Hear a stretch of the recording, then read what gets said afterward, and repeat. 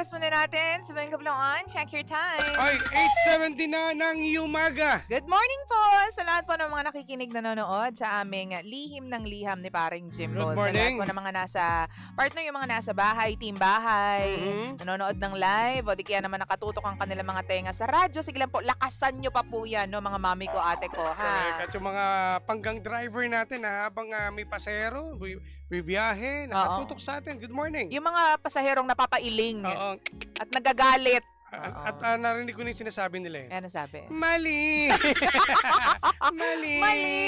Oo. Mali nga Good morning po sa inyong lahat. Welcome po to Lihim ng Liham, ang programang wala kang matututunan. Oo.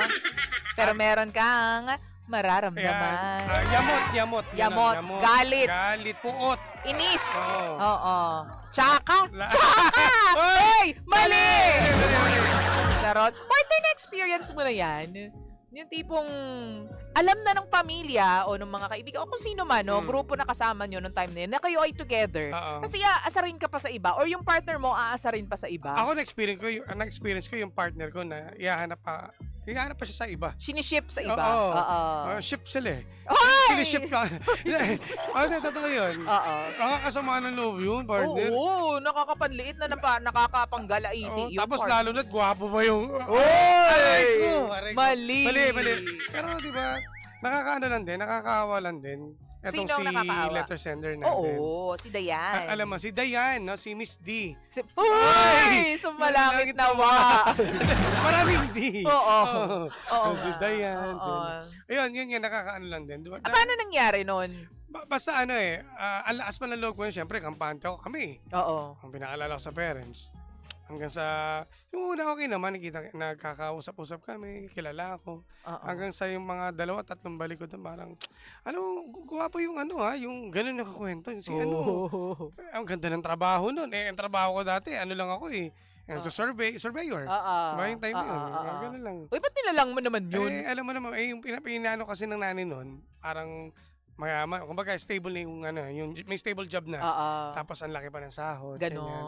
Nakakayamot. Diba? So parang parang pinapartner siya sa iba kahit na nandun ka. Oo, di ba? Parang alam mo yung tapakan ka, no? Oo. Minaliit ka. Yung mga ganyang pakiramdam talagang sakit eh. Oo, totoo naman. Minsan kasi buwisit din talaga yung mga magulang na. Hoy! Mali! Di ba? Well, hindi natin. Hindi mo gaganon eh. Well, real talk to, partner. Marami Well, may nangyayari iba. ganito. May mga iba, hindi ko naman sinasabing lahat. Lahat, May iba na talagang akala mo sila yung magjojowa eh. Alam mo, akala mo sila yung talagang jojowain, yung magulang eh. Hindi eh. Nandyan lang kayo to guide them. Oo. Di ba? Nandyan lang din kayo para lang magbigay lang ng mga ng mga advice para sa kanila. Ganyan. Pero yung parang harap-harapan, ang sakit talaga. May Diba? mga ganun. Ang tawag ko doon, mata pobre. Oo. May Diba? mga ganyan. May Yung parang minamaliit ka Wala kasi. ba talaga, matampusa. Okay, matamba ka. Hoy! Mali!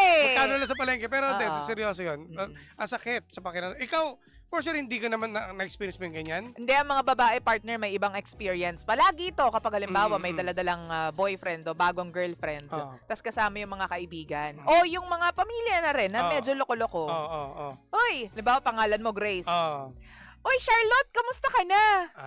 Yung mga ganun, yung tamang asar lang. Dati pa, sabi, di ba dati yung mga book mo, ba't flexing na book mo? Tapos, pagtitripan yung yung kaibigan nila o yung kamag-anak nila. Pero sa akin to, partner para sa akin lang sa mga ganyang bagay, okay lang yan. Kasi nakasanayan na. Nakasanayan ko na.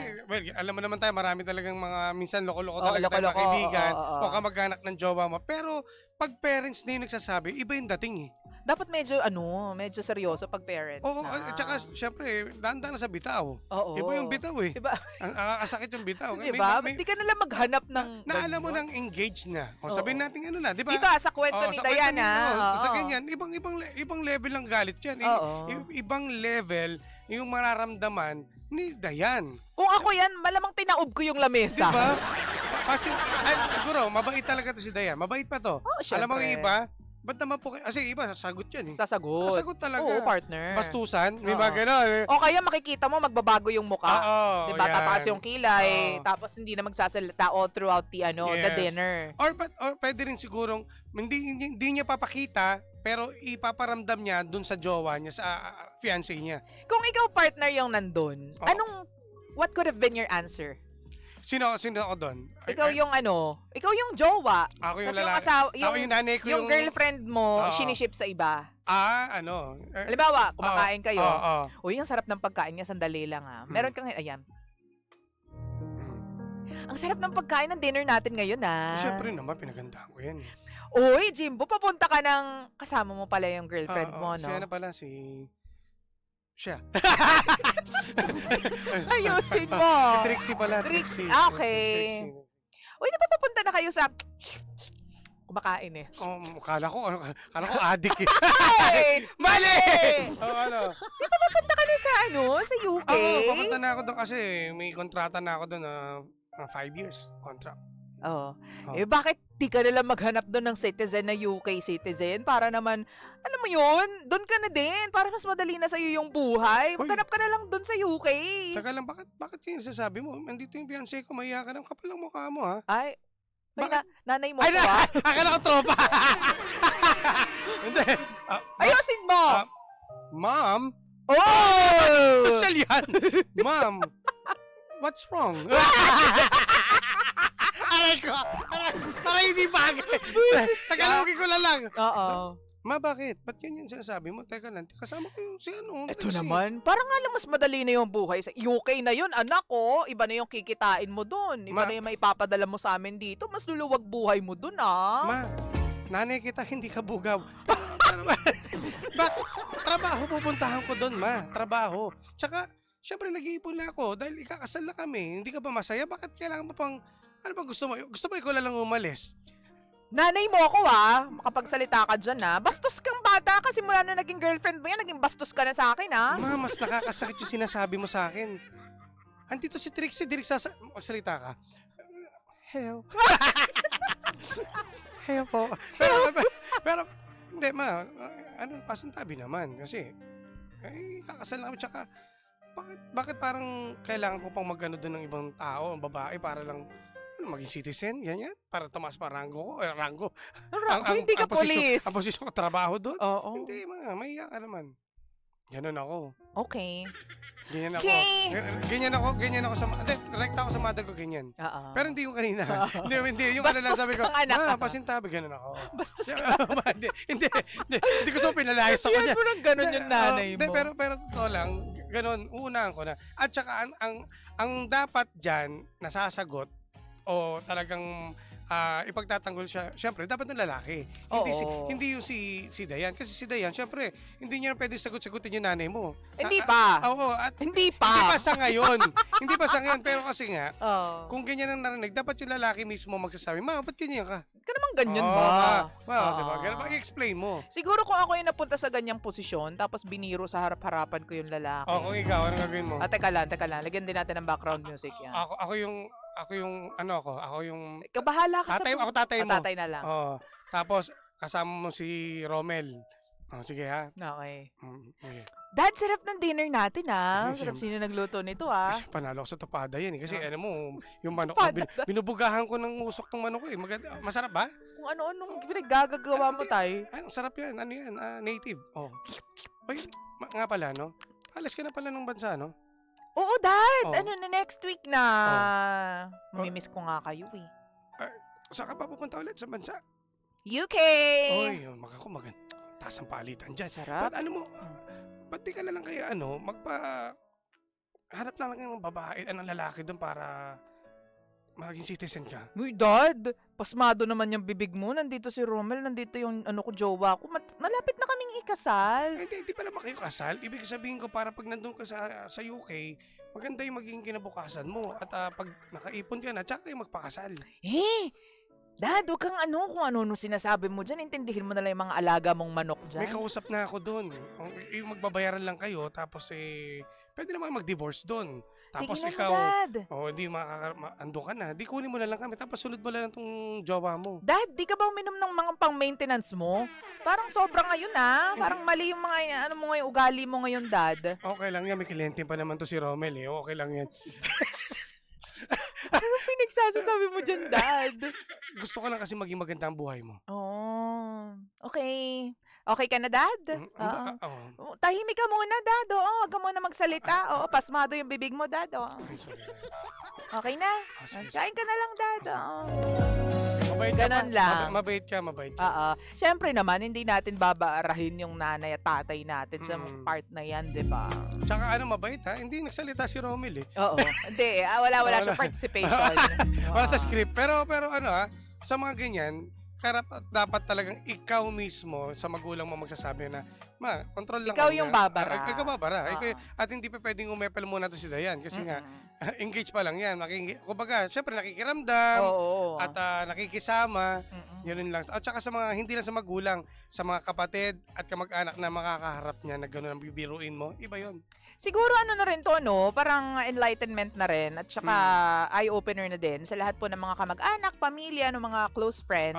Na kapag nandyan po yung girlfriend o mapapangasawa ng kaibigan ninyo, ng kamag-anak ninyo, respeto, amigo. Respeto, yun naman din talaga. Mm-mm. At kung ako naman din, kung kay Dayan naman ako, kung ako si Dayan, kakausapin ko Oo. yung aking Asawa o fiancé. yung fiancé. Kakausapin ko sa kanya na, pagsabihan mo naman si mama mo, konting respeto naman. Oo. Siyempre, harap-harapan, ganyan sasabihin niya sa akin. Kasi parang hindi tama na Oo. ganun yung ugali. At saka dapat yan, hindi na dapat sasabihin ni Dayan yun eh. Oo. Kumbaga, automatic na agad yun. Dapat na pag narinig din ng lalaki yung fiancé niya, kukontray niya ni magulang niya. Wag naman ganyan. Oo. Kasi alam mo, Kumahal mo eh. ang naisip ko lang, baka mamaya makahanap kayo ng katapat ninyo, yung tipong sumasagot, Oo. yung tipong Baka may tumatalak. ganyan. 'Di ba? Yung hindi papayag na, teka lang, hindi nyo ako tatapakan Oo, kahit oo. nandito ako sa bahay ninyo, hindi ako papayag na tapak-tapakan nyo yung pagkatao Totoo. at bastusin nyo ako. May ganyan. Yung, ako, mas naniniwala ako pag yung tahimik, pag yan nagalit. Ay, oo, nasa iba yan. loob ang kulo. Oo. Yung sinasabi Yan nila, ang mga diba? delikadong magalit. Kaya, syempre, rin din, konting respeto rin naman dun sa fiancé. Hindi na ngayon dapat nire-request kasi it should be given. Oo. 'Di ba? At sa mga magulang naman, sana naman po, konting lang. Syempre, kung ano yung mahal ng anak yung mahalin nyo rin. Hindi pa pwedeng kung ano lang yung mahal nyo. Or Diba? kung hindi Kung nyo sino lang kayang, gusto nyo. kasi partner parang malabo for me. For me lang naman Oo. hindi ko alam kung mag-agree ka din dito. Hindi mo agad mamahalin eh. Pakikisamahan mo muna. Kailangan, yun, respeto muna. Pwede, tama naman. Oo, tama kasi hindi naman. mo agad kayang mahalin yung taong, 'di ba, nobody lang naman yan noon. Mm, Yung anak mo lang naman yung concern mo noon. Tapos biglang may dadating na, teka lang, ito na pala yung mapapangasawa ng anak ko. So, kailangan makisama ka sa Oo, kanya. makibagay. Makibagay Ayun, ka, tama naman. respetuhin mo siya. Mm. Tapos, if along the way magkasundo kayo, love will come naman naturally, partner. At saka naman at saka sa totoong buhay naman hindi naman kasama buong pamilya pag kayo nag-asawa bubukod kayo Mm-mm. so, 'di ba, kayong bubuo ng pamilya, kayong dalawa. Mm-mm. Hindi yung kasama yung magulang. Magulang nandiyan yan, magbibigay lang ng advice, ng 'di ba, ng ano tawag ito, ng care sa inyo. Guidance. Tama, Ayan, guidance. diba? Yan, ganun lang yun. Oo. Hindi naman kasama pag halimbawa gagawa kayong baby. Hoy! Mali! Mali! Kasama rin yun. Oo. Hindi pa pwede.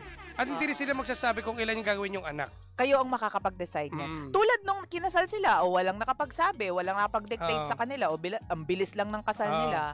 Sa Diba? mga ganyang bagay, wala akong wala akong reklamo. Yung simpleng pagpapakasal lang yan, hindi naman ako sa kailangan yung grande, Oo. kailangan paggastusan, hindi. Basta importante yung magkakasundo kayo Oo. at talagang yung mga yung invited, Oo. yung mga close friends Depende or sa family. inyo yan eh. Okay, depende. Respeto lang din sa mga hindi na-invite. Huwag kayo Oo. matakaw. Oo. Okay lang yun. Hoy! Anong matakaw? Hindi kasi baka gusto lang din pumunta sa reception, makikain lang, hindi gano'n ha. Or wag sasama ang loob. Oo, pag hindi na-invite, alam nyo ng family lang yan. Oo. Both sides. Sa Oo. pamilya lang yan. Pag Totoo ibigay nyo na yan. Oo, bigay nyo sa kanila. Pag nagkaroon ng anak yan, kukunin kayo ninong at ninang, doon lang kayo gumanda. Ay! Mali! Mali! Taka lang basa tayo ng konting Sige, comments sige. natin sa ating Facebook page. At sa lahat po ng mga nagte-text sa atin, partner, baka merong mga nagko-comment sa 0945 367 87 92. Okay, eto basa muna tayo. Sabi ni my friend si Arch, yan ang hirap pag di ka bet ng pamilya ng mister mo. Pero di naman sila pakikisamahan mo, 'di ba? Di ikaw ang Yeah. may hawak ng susi ng future ng asawa mo. All you can do is have faith in him. tama. Yan ang sabi ni Arch. Ayan, partner. Sige, Basahin ko ba to? Sige, basa ka pa dyan, partner. Sige, hanap ka lang dyan. Sabi dito ni Grace, hello DJs, good morning po. Mahirap nga yung hindi ka tanggap ng family ng mister mo kasi naghahangad pa sila ng iba para sa asawa mo at hindi sila nahihiya na mabasa mo yun. Basta lagi ka may communication sa mister mo at alagaan ang relasyon ninyo, okay ang lahat. Tama. Kaso to, partner, babati to. Mamaya ko na babasahin to, ha. Mm-mm. Yung sa mga komento muna Oo. natin. Sabi naman dito ni Sir Rain Sayer, pabati din po dito sa HK. Sa iyo, ate girl, hayaan mo sila as long as okay ang relasyon ninyo ng asawa mo, panghawakan mo yon. Kasi sa huli, na kay boy pa rin ang desisyon kung maglolo ko siya or hindi. Dahil ang tukso, nasa tabi-tabi lang yan. No, diba? Nasa tao talaga ang desisyon kung maglolo ko ka or hindi. Dahil kami LDR, pero tiwala sa isa't isa ang kinakailangan. Tama. O, ito naman. Nabasa mo to si Christina Mariano. Hindi pa, partner. Sabi niya kay letter sender si Dayan, don't mind them. Basta magkasama kayo ng asawa mo at may tiwala kayo sa isa't isa, ikaw at ang asawa mo ang magkakasama habang buhay. Tama ka na, hindi mo na sila inimbitahan nung ikinasal kayo ng asawa mo. Ang respeto ibinibigay sa mga taong karera? Hoy! Ano daw? Karesperespeto. Ayan. Itawid mo. Oo, ayan ha. Oo. Basta, tell your husband na mahal niya, mahal niyo ang isa't isa. Pakailan ka ba natuto magbasa? Jimbo! May malaki kasi may maliit. Ayusin yung type niya ha. Nagalit pa. Sabi ni Don Andaya, the fact na pinagtanggol ka ng asawa mo sa family niya says it all. Sa pag-aasawa, bonus na lang kung ang family ng mapapangasawa mo mababait. Focus ka na lang sa family mo at wag wag sa mga toxic na tao. Yun. Pero kung ano naman, kung if ever naman nagkaroon kayo ng ganung magulang, hayaan nyo na. Hamon na. Basta kayo, respeto na lang din, bigyan nyo sa kanila. Kung ganun magulang yun, hayaan nyo, asawa mo na. Yung asawa mo, papakisama mo ha. Hindi yung magulang. Partner, ito for everyone. Hindi lahat ng away o hindi lahat ng gulo, kinakasahan. Oo, tama. Diba? Hindi pinapatulan lahat ng gulo o lahat ng away. Minsan, you have to choose your battles para maging peaceful ang life mo. Diba? Mas maganda pa ngayon, tumahimik ka na lang eh. True. Basta wala ang ginagawa. Oo. Okay. Ay, nako. Ito muna, partner, may papasahin lang ako. Basa ka muna dyan. May pinapabati pala si Ma'am Grace ng Pinasmile. Nako, ito, nakatutok Pinasmile. daw. Nakatutok daw. Pabati po ang si Mother Flor. Ay, Mother Flor. Estabilio. Yan. At ang kanyang masipag na asawa na si Kent. Kent, good morning dyan sa Marikina City ha. Good morning. Good morning po sa inyong lahat. At partner, si pabatin na rin to, si Darren. Oo, batiin po natin si Darrell Patane, Santa Maria, Bulacan, GCash number. Hoy! Hindi! Hindi ka ba Iba ngayon na pumasok yan, partner. Boss, pabati daw sa mga tropa natin ang mga checker at driver daw. Last na to, partner, yung pangga po natin dyan, huwag kayo ba't nangihingi kayo ng Gcash sa amin? Sumali kayo ha, pa-shoutout po sa Room 721 Girls. Hello? Uy, saan to? Hoy! Ano kayo? Kay Mary Ann Manzon, good morning. Yan. Gandang umaga po sa inyong lahat. Pangga susunod na po si Sheena! But syempre, thank you very much dahil nakasama niyo po kami kanina pang alas 4 ng nagmamagandang umaga. At mamaya po, meron pa tayong online at babasahin po natin yung ibang mga komento nyo dito mga pangga. Kaya mag-comment na kayo. Yes, magdadaldalan pa po tayo doon ng malala at mabisang-mabisa. Syempre naman, nakasama niyo po nag-iisang girlfriend mo sa radio. My name is Lindsay. At ang inyong Jimbo Labog na Jimbo is DJ. Ako po si Jimbo. Na humble. Humble, mabait. Yan. Tahimik lang. Tama. Ay, nako. Siyempre naman tayo pa rin po ang number 106.7 Energy FM. Panggawag sabihing radyo. Sabihin mo. Energy! DJ Lindsay at DJ Jimbo. Energy sa umaga.